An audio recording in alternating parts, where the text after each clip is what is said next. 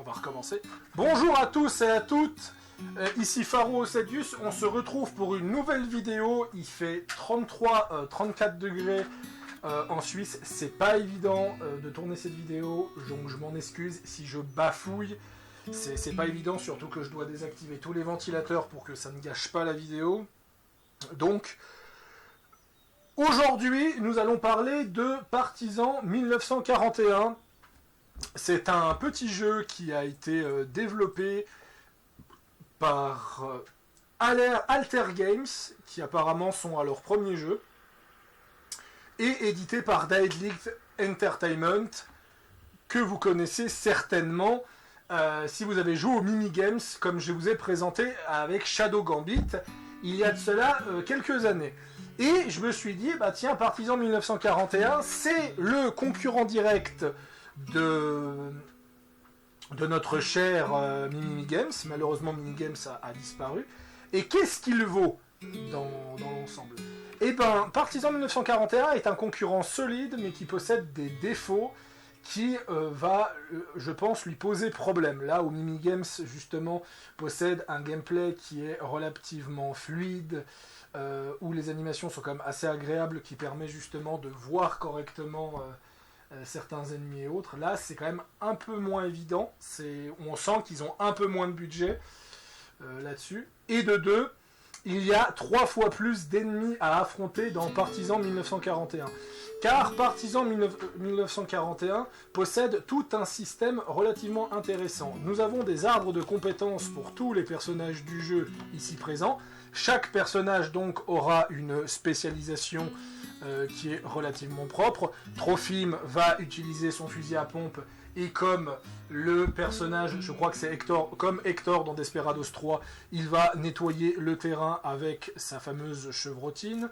Il peut aussi provoquer les ennemis pour les attirer afin d'avoir le focus sur lui pour permettre aux autres ennemis de le tuer. Nous avons la snipeuse soigneuse, nous avons celui qui peut tuer plein d'ennemis d'un seul coup au corps à corps. Il ressemblera pas mal à Mugen de Shadow Tactics pour le coup. Morozov, lui, justement, fera beaucoup penser à des personnages du jeu Minigames qui permet de siffler pour attirer tel ou tel ennemi afin de pouvoir les tuer assez facilement. Festisov, qui est certainement le meilleur personnage du jeu, lui aura une AOE avec une mitraillette. Et en fait, son AOE avec la mitraillette est l'AOE la plus puissante du jeu, qui va vous permettre en fait d'éliminer des dizaines et des dizaines d'ennemis à la fois.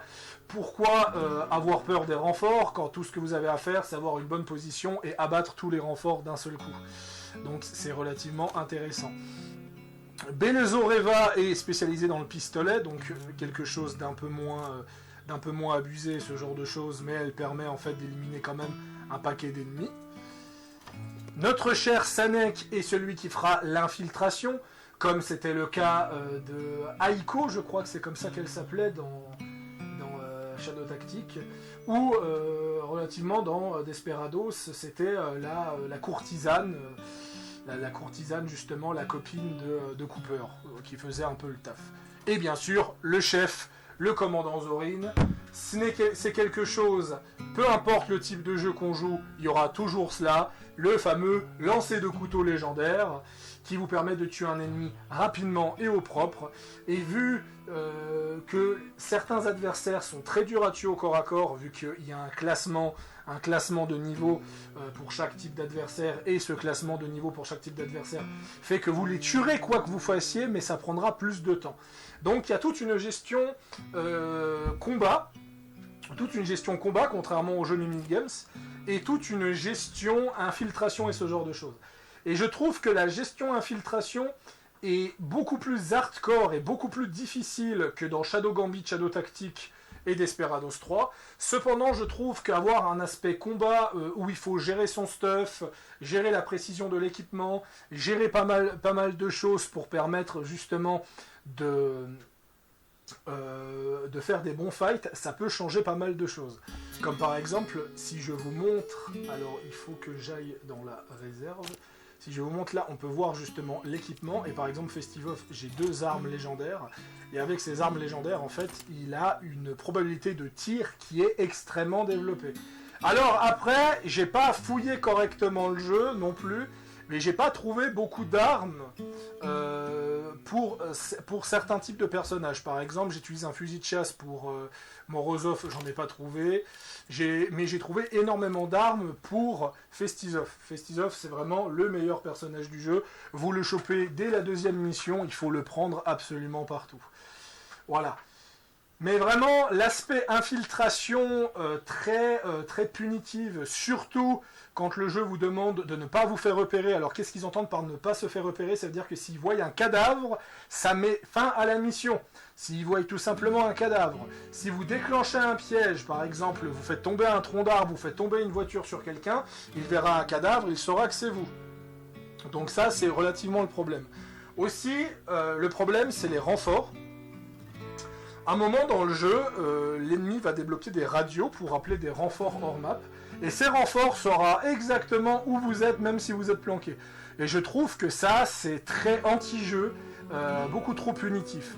À mon sens, ce jeu a du potentiel. Vraiment, je pense que ce studio a du potentiel pour être un bon concurrent de Mimigames. Surtout que maintenant que Mimigames a fermé, il pourrait prendre la relève.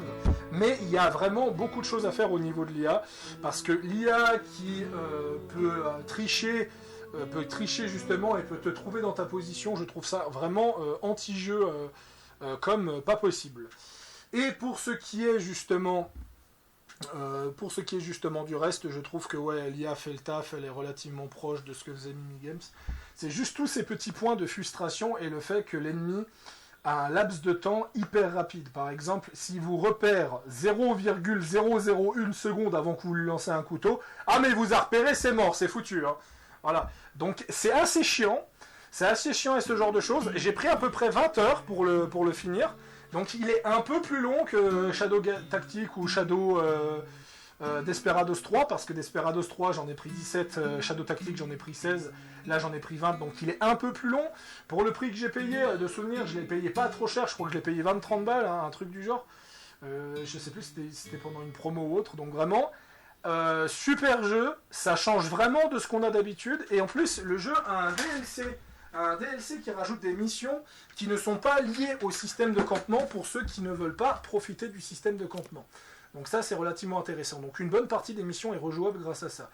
Le système de campement d'ailleurs, il y a une gestion de nourriture et une gestion de matériel. Avec ce matériel, vous allez pouvoir justement améliorer l'équipement de vos personnages, mais aussi faire des activités pour récupérer de nouvel équipement. Et la nourriture, je ne sais pas ce que ça fait si on a un malus, j'ai réussi à gérer la nourriture du début à la fin. La nourriture peut être un peu stressante au début, mais en fait, dès que vous avez les bonnes constructions, ça va relativement vite.